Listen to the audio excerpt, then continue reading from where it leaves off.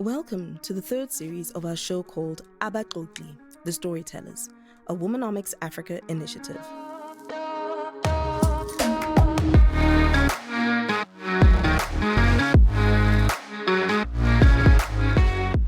Abaxoxi is derived from the Nguni word tuxoxa, meaning to chat or discuss. Abaxoxi is the word for storytellers. In this podcast, we share local, intercontinental, and intergenerational stories of women, illuminating women shaping and creating legacies, profiling African women as thought leaders and change makers. My name is Rehema Isa, and I'm joined by my co-host, Lebo Biko. Together, we are the co-founders of Womanomics Africa, an organization that exists to accelerate women's participation in African economies. For this series, titled Mastering Change, we are so excited to have partnered with BrightRock, the first ever needs-matched life insurance that changes as your life changes. In the studio today, we have Shereen Hunter. Shereen, welcome to the show. Thank you so much, Rehema. Thank you for having me, and thank you, Lebo. You're welcome. Thank you for coming through. Shereen, we often give the honor of introduction beyond the name to our guest because we always say that we meet people at intersections, right? My intersection with you was sitting in a lounge in Dubai earlier this year and listening to you to sharing a vulnerable point in your life and explaining what that meant. And it set a tone for me for who I had imagined you to be and who you really are. So I think in line with and in keeping with how we introduce our guests and in how you want the world to intersect with you in this interview, how would you introduce yourself given the opportunity to? Thank you, Rehema. Well, I always have a bit of tongue-in-cheek. I think because like most entrepreneurs, we have a little bit of a finger in every pie. Identity crisis, right? No, it's a slasher. Oh, slasher. No crisis. Yeah, the common denominator is I'm a builder. So I normally, when I introduce myself and people ask, what do you do? I say, I'm a builder. And obviously the imagination will take you to a different place. The second part of that is that I'm a brand builder. And for me, that's far more expansive than just building a brand. I build businesses. I'm passionate about business and in different kinds of business. My career path has taken me on a 25-year journey through marketing and in the last 7 or 8 years through sport. And I think that's the part that catches everybody because it's a very unconventional sport. The sport of professional boxing, although I'm not a professional boxer, I promote the sport. But I don't fit the profile. So that's fun for me. And often people will say, I Googled you. I think you said it, Lebo. I Googled everyone. Everything I found was had to do with boxing. And I think it's because it's so unconventional. Yes. I don't fit the profile. What people imagine, and I've gone into many interviews and podcasts and been on television, and when I walk in the room, people are like, you are the promoter. You don't look you don't look like a woman in boxing. And then my question is always, well, what does a woman in boxing look like? Exactly.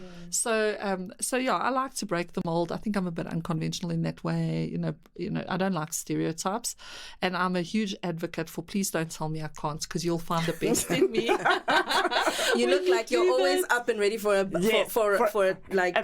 Exactly. That's exactly what came to mind. Like dark gloves up in the ring.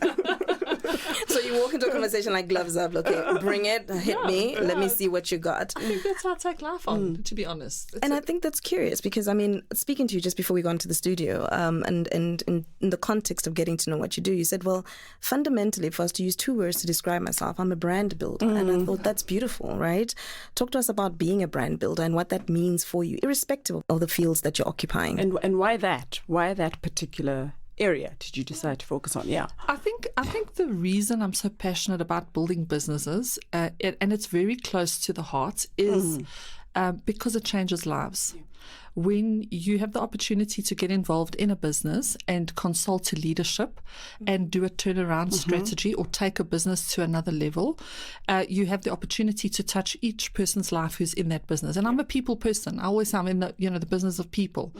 And so because I know it flows from the top down, and businesses never go beyond where the leadership is positioned or how expansive their mindset is. For me, it's a little bit of a ministry more than what it is a business. It's very close to my heart. I've seen what it's done in my own life, from where I come, getting involved in business, having business as an enabler, having good leadership around me that enabled me, completely changed the landscape of my future going forward. And it's a bit of pay it forward. You know, what was done for me, I like to do for other people, but I also love the collective impact of it. You touch the leader and you touch all the people in that business.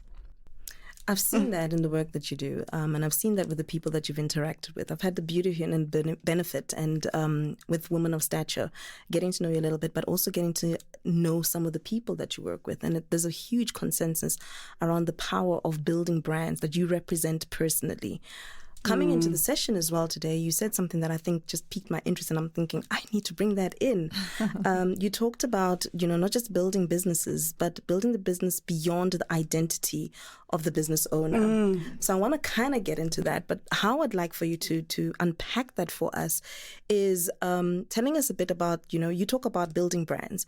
Of the brands that you've built, which is the most known brand, which is the most familiar on the eye, on the ear, and in what people engage with?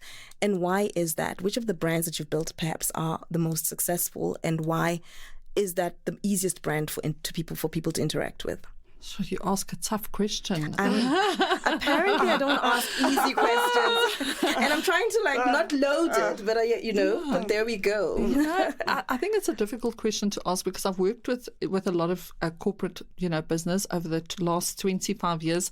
What I can say is one of the brands that I'm the most excited about working with, and it's been in the last 12 months, has been Airlink, which is one of our national carriers, probably one of the biggest ones at the moment. And it's exciting for me because they have an amazing line of leadership, and they're extremely progressive. And as a brand builder, you don't move beyond the momentum of the leadership. So when you have leaders that are open to new ideas and they can execute quickly, for me, that gets me very excited as a brand builder. So that's one of the most exciting brands that I currently work with.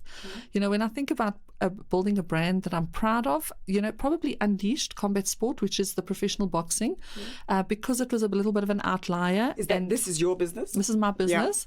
It's been a fun and exciting brand to build, and it's been able to grow quite quickly, and it touches women's lives in sport because boxing is historically a male-dominated sport. I'm listening to you saying combat boxing, and it's touching women, and I'm like, what do you mean? It balance me. So let me explain to you why. So there's two sides to the coin when you talk about women in boxing. Right. There are the women in the ring, and the women outside the ring. Right. And it's the women outside the ring that often people don't realize are part of that community, because it's a very integrated ecosystem to make a professional event happen in sport. We're seeing that with soccer, right? Exactly. In terms of the refereeing, in terms of them being presenters, but also in terms of the support that they find in terms of the medical teams, in terms of the technical teams. Is that the same kind of context? Absolutely. Absolutely. Lots of different roles in sport. And you don't have to be a boxer to be a woman in boxing. I mean, I've never lifted my gloves for anything, although I have sparred, just to know what it feels like. But what is interesting about the women in the ring is the vast majority of the women in the ring have been abused, either physically or sexually. Really? And so combat sports, whether it's martial arts, boxing, or anything else, becomes a defense or a form of therapy, even, right? Tactic. Yeah. Absolutely. Yeah. So to enable those women to be able to participate in a professional sport without gender bias, being able to earn like they would in a normal job, is very important. And if we've got time, I'll share a little story, and I'll tell you how deeply entrenched the gender bias is in our community, in fact, in the medical industry. About 2 or 3 years ago, maybe a little bit longer, I had a lady who participated in a boxing match, I think in Northwest Province. In the second round, she broke her hand, but she continued to fight. So the hands are wrapped quite firmly.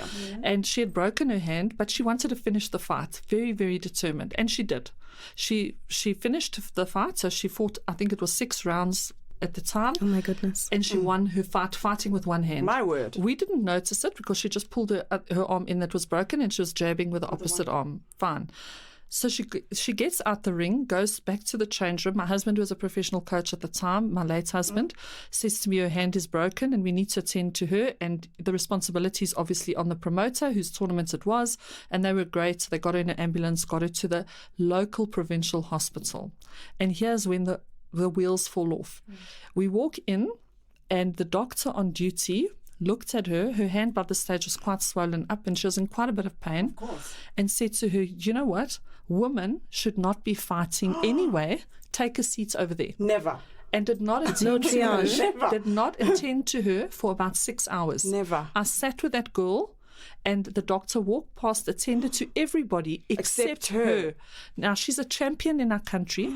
She's at the top of her game in sport. And because of the gender bias in the medical fraternity, she was completely neglected and pushed aside. Then we wanted to get her out of the government hospital. So, okay, look, they're not going to attend to her here. Release her so we can take her to a private hospital. We will pay, my husband and I, for her to be attended to properly. Then they denied that. They said, no, sorry, she's already been booked into the hospital. So she has you to may stay. not leave with her. And they literally locked the gates. Is that allowed? Well, they did it. Whether it's allowed or not is another story. We sat there until sunrise the next day. Now, you must remember this girl has dropped weight for her fight. She's dehydrating. She's exhausted from an 8-round fight. She's got a broken hand. And she's a professional doctor, woman, which makes it even worse, said to her, women should not be fighting. Now, first of all, she was boxing as a professional athlete. She wasn't fighting in the street. Eventually, at sunrise, they then allowed us to sign her out when there was a change of shift with the doctors. And we took her to a medical hospital and they attended to her within a few minutes. But you know that could have created serious damage. Well, she ended up breaking her hand, and obviously, there's a lot of other complications that come with it when it's not attended to. It did affect her for the next year of her boxing career because she could not fight, which means she could not earn. She was a single mother. So this is not a joke. This touches women at the very core. And Rehema, that kind of stuff is what keeps me with my claws in boxing. Yeah. You will not push me out of it. And I stand for every woman like her who cannot speak up for themselves, who may not have that authority. Sometimes they don't have the education. They often are rape victims, trying to protect themselves and completely blown out the water by people who have gender bias. It's that kind of heart that keeps me in boxing. How do you? I mean, what you're talking about is very much, how stereotypes are around women, right? So I think for as long as we've been us and our mothers and our grandmothers, this idea where women belong, right? So I think, and a lot of the when they talk about it, women's places in the kitchen, etc. And so we've all grown up with that, right? And I think in the work that we do with Rehema, thinking about making sure that if this continent is going to grow, if women are not in the spaces that actually drive growth on this continent, we're actually not going to achieve the targets that we want. And so we need to accelerate that. And it really is about saying, how do you change those stereotypes now? So you're working in a space where stereotypes, it's a huge thing, right?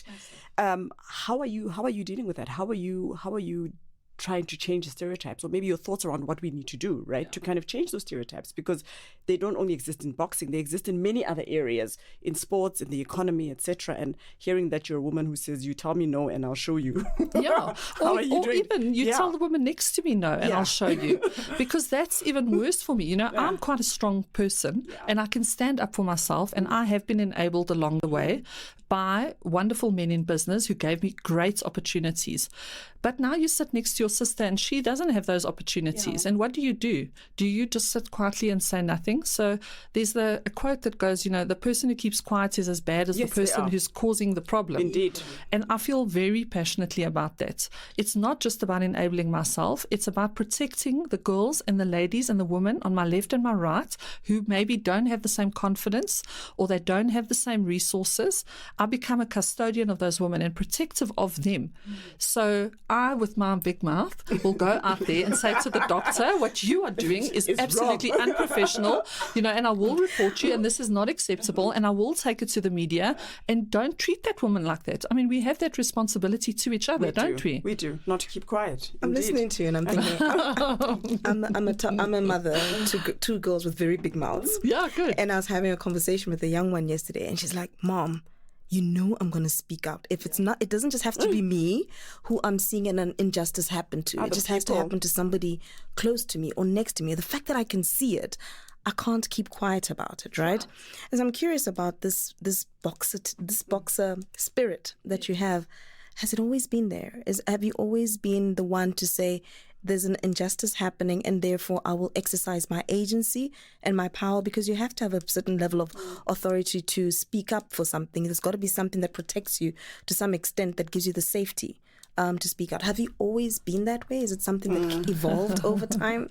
Were you always this outspoken? So I think I'm an introvert, and people I don't know how many women we've had on the show claiming introversion. If you don't bother me and I don't see anything wrong with the picture, I'll mind my own business and I will keep quiet.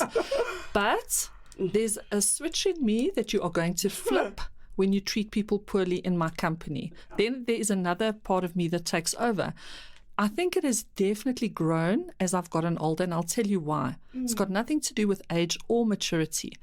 It's got to do with actual awareness. Because as I've gotten older, I've faced more and more and more injustice as a woman in business, in ministry, in relationships, in every context of my life. So I become increasingly passionate about these things because they affect me directly. They affected my career path. They affected my education. I grew up as the oldest daughter in a single-parent family, 3 girls, fending for myself. I felt it. There was no barrier between me and the world. There was no father figure, no brother, or nothing. I got it straight on the chin.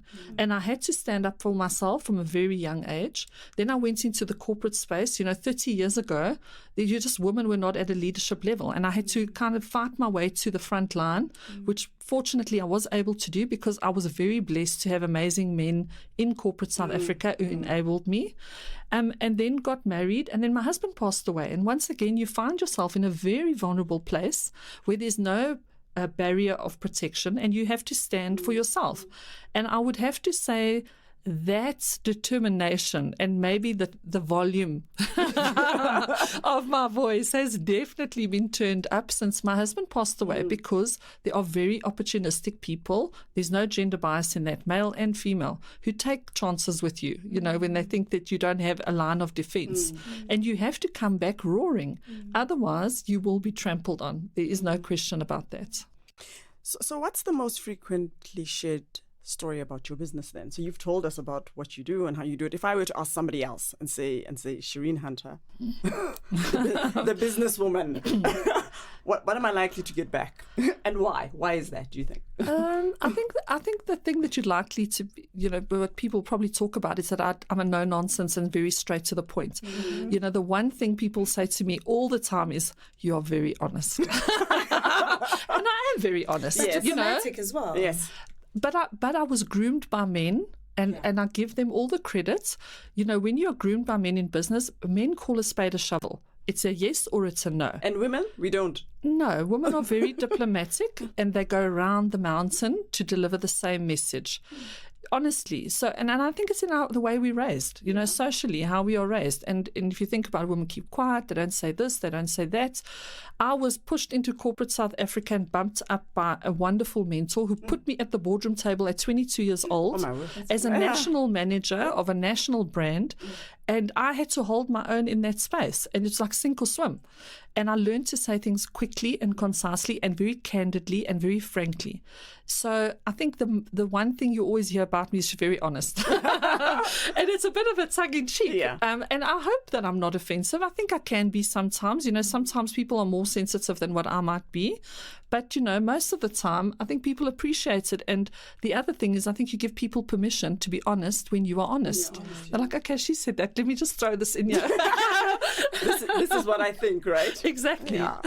So what you're talking about intrigues me because you reference men a lot in your journey, in part of your success, as part of who you are, how they've influenced you, and I think Rehema and I, while we're clear that even as we're trying to transform what the world looks like with women participating equally, it's not an or, it's an and. Like it's like how do we ensure equality rather than replacing men, etc., etc. But I think a lot of the stories around women and those women that said, "Oh, I learned how to lean into my feminine side," or there's some women that are on very top organizations in the country that talk about the fact that I was very harsh, I was very this, and I realized this is not me because I'd been groomed by men, right? And you are kind of putting that as a positive spin, where we're finding quite a bit that women are saying, actually, the world has defined what women need to look like, and that's a men's script, right? It's like this, and you are saying, actually, So I think the foundation, the fundamentals are definitely groomed by men. So there's a very masculine influence. But as I matured in business, I have learned to embrace my femininity, and that's why I'm so shocking when I walk into business meetings as for example, boxing promoter, because I go with my floral dress and my ponytail and my bright pink lipstick, and I'm not making any excuses for it. Like, I'm not showing up in a pants and a jacket because it makes you feel comfortable. I'm a working mom. I've got my sneakers on today with a little sundress. I've got 100 million things that I need to do, and I feel comfortable in my own skin. There doesn't need to be any pretense around it, and I think that comes with age. I think being comfortable with who you are, what you look like, how you present yourself, I think you grow into that as a woman. It's got nothing to do with who groomed you or didn't groom you, because I've seen women who stay at home moms and also grow into their space and develop and mature. So I just wish it didn't take so long. I wish I felt like I would have been hellfire and brimstone if I was like this at 22 years old, I can tell you. So maybe it's good that it did take a bit of time. But I embrace the feminine. I make no excuse for being a working single mother. It is what I am at the moment. It was one of those things that life throws at you that you didn't plan for. And I think we have a definite space in business. We are the balance. We definitely need the nurturing, caring, loving side, forgiving side in business to balance it out until we get to a point where there is actually a little bit more gender fluidity in business. But having said that, we're far from where we need to be. And it is still very much, a man's game. And unfortunately, if you don't learn to play the game by the people that are dominating that game, you're going to get very, very hurt. So we're that generation. We are. And the reality is you don't go into a rugby game with a netball kit. Exactly. And so you kind of work with the rules that are in there, and then you also find either you determine your own new game or you find ways to make the rules work for you. What I'm enjoying about the narrative that you're sharing is the balance, right? The agency, but also the complicity that women have about creating and perpetuating the space. The analogy that you gave around the hospital, because we often present the issues that we face in the context that we're operating as male bias, and very seldom do we sit back and say, actually, we are we are the master storekeepers, or gatekeepers of the status quo in the way that we engage with certain environments. You also narrate very quickly in passing by that that you had a passing of a husband who was a fundamental role. He was obviously, you were in the same business together at some point in time, and this person moved on to the next realm. How did that affect you? And I think in the context of, the changes that we all go through, or how we've all had to navigate, how we've evolved from one space to another, how did his passing actually affect you and your family and your business? Yeah. So I think what you touch on is something called context. And I think, every widow that you speak to will describe it differently. I only got married in my 30s and had a child in my mid-30s. So when I met my husband, I was an established businesswoman already. Oh, yeah. And I was very independent. I also got married in my 30s. Yeah, my mom... You should give tips to all my friends out there who are older and looking to get married. No, my 30s. Yeah. So my mom, being the oldest of three girls, she always said, educate yourself because nobody can take that away from you. She was a young teen mother, so she knew what she was talking about. So I did. I leaned in, dug deep, got an education, did tertiary, funded myself, pushed very hard. At one stage, I had 3 jobs. So I was a hard worker. But by the time I met him, Lionel, I was on my feet. I was living on my own. I was traveling the world. I was in a really good place in my life. So I didn't go into my marriage as a dependent. And I think that makes a huge difference. throughout my marriage, I had the opportunity many times. He said to me, "You've had a baby," because I wanted a baby at that stage. "You had a baby, stay at home, be a stay-at-home mom." And what I did is I minimized the amount of time that I spent in business, because I don't believe, you can do everything in excellence all at the same time. It's not balance, it's sacrifice. Yeah. So I did resign from corporate South Africa after my daughter was born. I did work mornings only for 4 years, those little years when they really do depend and need you. And then when she went to preschool, I was like, okay, here's my chance. Take me back, world. Take me back. I'm ready. Got back involved in business, and then I started my own business then, and because it gave me the freedom and the flexibility and all of those things, and I was very fortunate to have the financial support of my husband. So I started my business in a context where I didn't have to start the business and pay the bills. I think that makes a huge difference. Gave me time to grow into my business, and then when he passed away, I in some ways I've had to kind of go back to what I know. Go back to the business, go back to being independent. I think for me, you miss the person, but less overwhelming to look after yourself, because you've had a dry run and you've done it. Yeah, You built the fundamentals. So the confidence that I would be okay. He was more confident in me than I was of myself. One day I looked at like tear running down my. I'm like, I don't know what I'm going to do, and he said, "You're going to be fine. You were fine before I met you, and you will be fine after." And and that gave me peace, because it reminded me of where I'd been and where I'd come from and how far I'd come. And today I just say, 16 years, beautiful chapter in my life, borrowed time, have taken the best from it, and am embracing now, 2 years later, the new chapter in my life, Rehema and Lebo, which is what we should do. Would you say that is, when we talk about change, we talk about a personal metamorphosis, right? Would you say for you that's the biggest change in your life? It is fundamentally probably the hugest transition I've made, because the universe hit the brakes for me. And actually for most of my life, although, we're all dealing with these uncontrolled variables, most of the time I was very much in control and at the helm and holding the steering wheel. But when your husband is diagnosed as terminally ill, 10 months to live, and you're 16 years into your marriage and you're young, that's like completely out of your hands. And then you have to, it's like you toe to toe with the universe, and you decide, okay, well, here we go. The rubber meets the road. Am I going to be an overcomer, or am I going to victimize myself and ride off the stereotype of what a widow should look like and sound like and be like? And that was a very conscious decision on the very first day that he was diagnosed. I left that hospital and I walked out of the hospital, and I looked back and the sun was setting over the hospital, and I had a conversation with the Lord, and I just said, "God, I'm not going to be a victim. Your will, not my will, be done. You will give me the strength and the courage and everything that I need to support him through this process." And I can say I'm a very spiritual person. God's grace is sufficient. It felt like a supernatural cloud of strength and wisdom and just peace.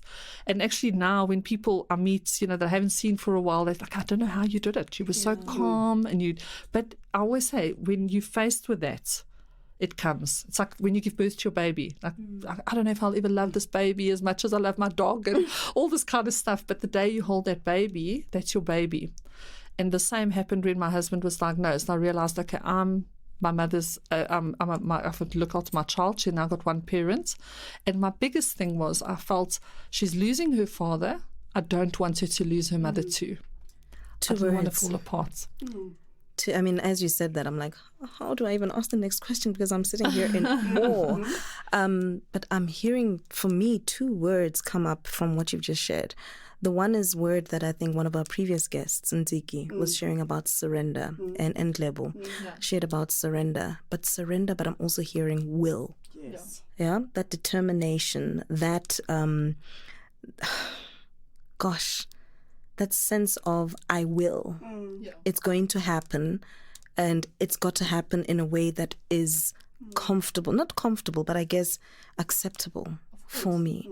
Setting the parameters of what destiny needs to incorporate, right? Yeah. And that's such a powerful point of departure. And you speak about your faith being your anchor, right? As you go through, and Lebo's mentioned and referenced your metamorphosis, what has been your your guide, your anchor, your toolkit that you delve into? What has been able to give you is it the word sakur, to survive this, to navigate this? Has it always been faith? And if it has been faith, how did you actually tap into it? So definitely the foundation is faith, and unfortunately I could draw from it because I grew up in a Christian family with sound spiritual principles.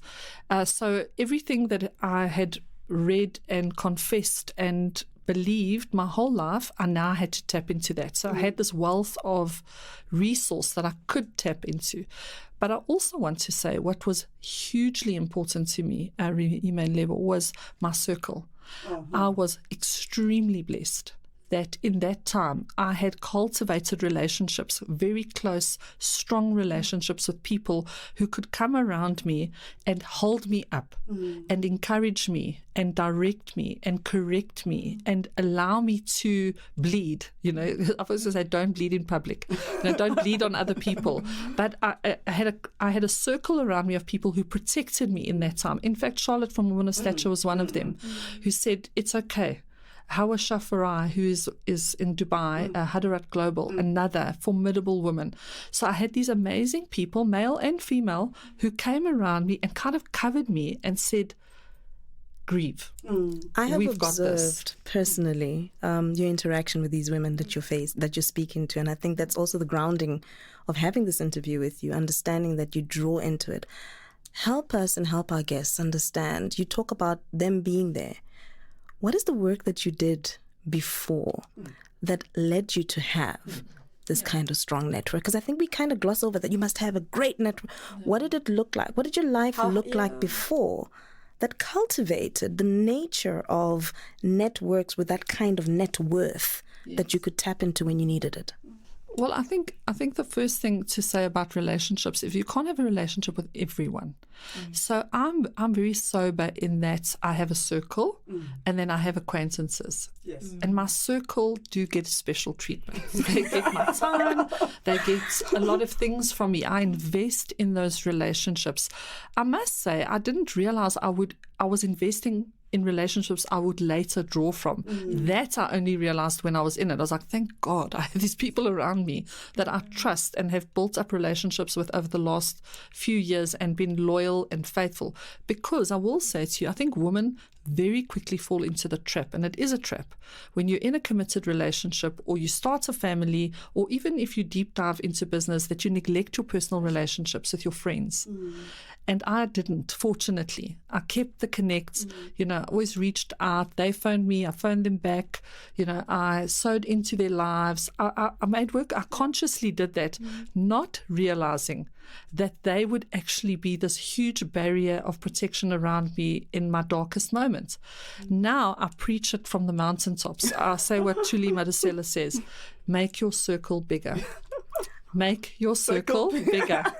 Shall we have the especially as you get backdrop? Older. As you get older, you need your friends. People can say what they want. As you get older, you've got your husband, your children, you don't have time for friends. You couldn't be further from the truth. Because when your husband dies and your children leave home and your parents get older and suddenly that close, intimate family unit starts to evaporate naturally. You need your friends. You need friends.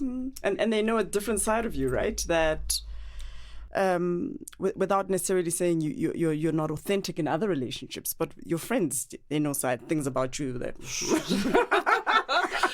and we're referencing this from the point of a personal relationship, right? But I think even as businesswomen, I think the last 3 years have been frenetic. I think for me, I said to you, sitting and watching these ladies outside of the country, so with the benefit of not having all the rush and sitting and appreciating that power of connectivity made me sit back, because as a person in business, sometimes it's possible to put all your energy into your work, and so your networks are often linked to your business.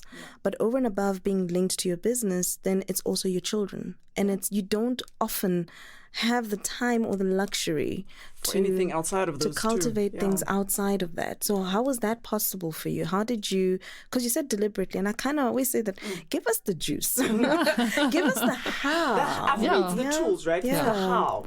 Yeah. Well, I mean, the biggest tool in my life, and we were discussing it before this podcast actually, is my diary.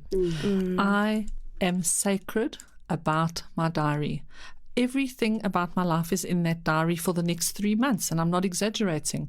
I know what time I'm getting up in the morning. I know what time I have breakfast. I've put in the time it takes me to travel to drop my daughter at the bus. I know how much time I have to prepare. I know between meetings how much travel time, and those travel times are factored into my diary. I know what time I switch off at night. I know what time I read a book.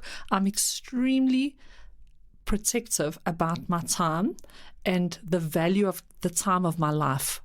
So I can't just come in and say, let's go for coffee now. No, she's got it's a diary. unlikely. No spontaneity. She's got a diary for spontaneity. Yeah. Just in case. She's not even joking. I was like... So like Friday afternoons, I put nothing in my diary, and that's left to chance. So I will never, I want to say almost never accept a business appointment on a Friday afternoon. Friday afternoon is my time.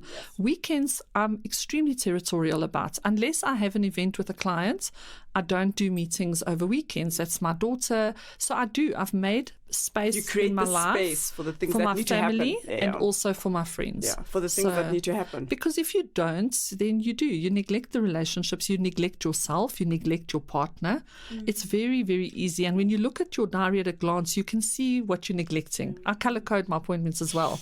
Everything for my daughter is red. Everything that is personal is in green. Everything that is business is in blue.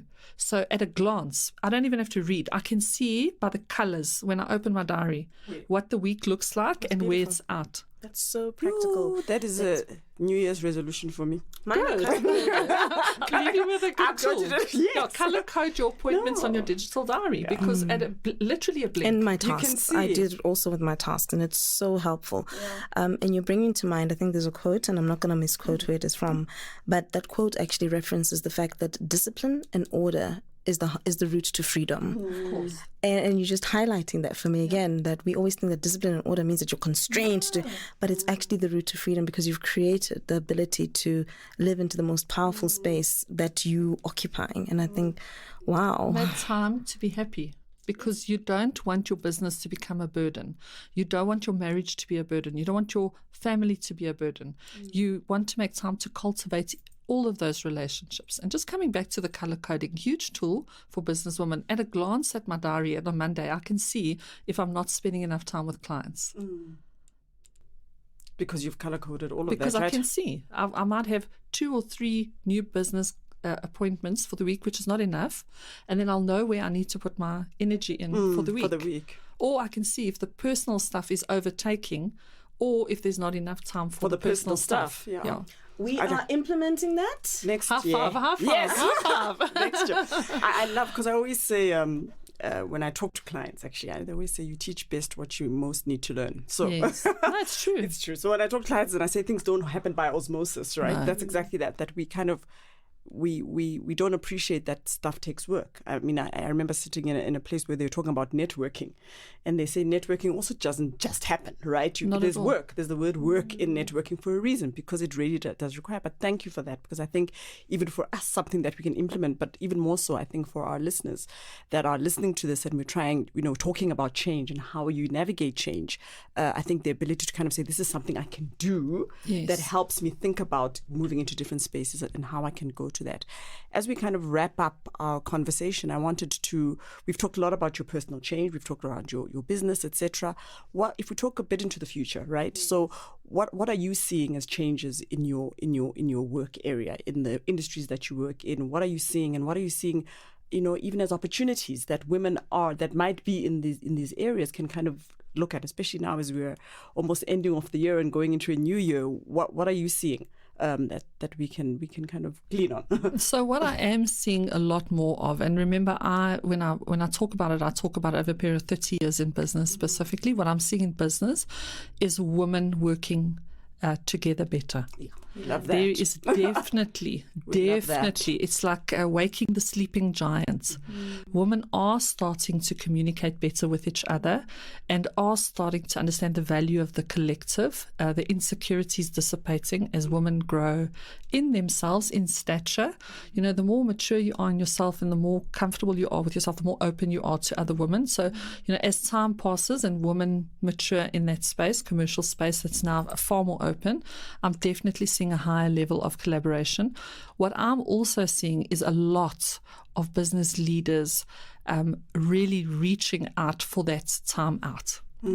Especially after what we've been through, and spending less time at the office, more in person. So definitely, you know, a lot of people say, "Oh, we'll never go back to the way things were," but there are some beautiful fundamental principles that work very well, and I'm seeing more and more people moving. Mobilizing and spending quality one-on-one time with each other, with their families, you know, the value of life, the quality of your life, and revisiting that. You know, those are the two things I would say I'm seeing a lot of, and I'm in the very fortunate position that I probably meet with 3 or 4 companies a day on average. So I have a very good idea of what's happening across sectors and genders and industry. It takes me from mining to tourism to the motor industry. You know, I cover it all, but there's some common denominators, and women working together is definitely one of them. And people wanting a little bit more quality time with their family and time out of the office. It's coming back. Love that. 2 questions for you. Sure. First one is, what are you reading? What's on your bookshelf right now? Atomic Habits. Brilliant book. Yeah, it was referred to me by one of my clients, one of the young ladies that I'm busy coaching and mentoring at the moment. So that's the book that I'm currently in. I do a lot of audiobooks. I do probably 1 audiobook a month. I love that audiobooks. Yeah. And I love it. I put my earphones in at night when I'm lying in bed and I listen to it, or when I'm driving in the car. Audiobooks are amazing. We use them for long distance trips, picking up the girls, always go through a book, so I don't mind the trips to drop them off. Because you're listening to something. We finish a book on the trip in and out. And I think my last question to you, if this podcast was had a title of a movie which is based on you didn't see this one coming. No, I did not. Which is based on I guess your change lesson, what would the title of this movie be? Yeah, having the time of your life. There we go. Oh, like that. I'm a party girl. Like if we're going to have time, we might as well have a party, right? Dirty dancing vibes. The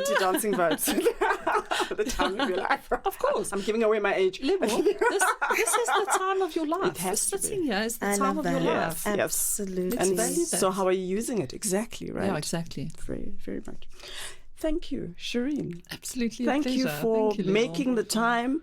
Thank you, I think, most importantly talking about time, spending this time with us, because you could have been doing something else.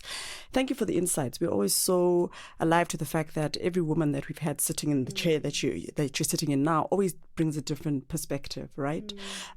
Sometimes to the very same topic, or sometimes brings very different ideas and gems that people can take away from. And I think in telling our stories, I think you mentioned that even right at the beginning, in some way, that in telling our stories, we give people the permission to be who they need to be and be who they are. And for many people that are listening, I think they recognize parts of themselves in your story. And for some of them, they're seeing other things that they hadn't thought about, and hopefully they can implement in their lives. So thank you for that.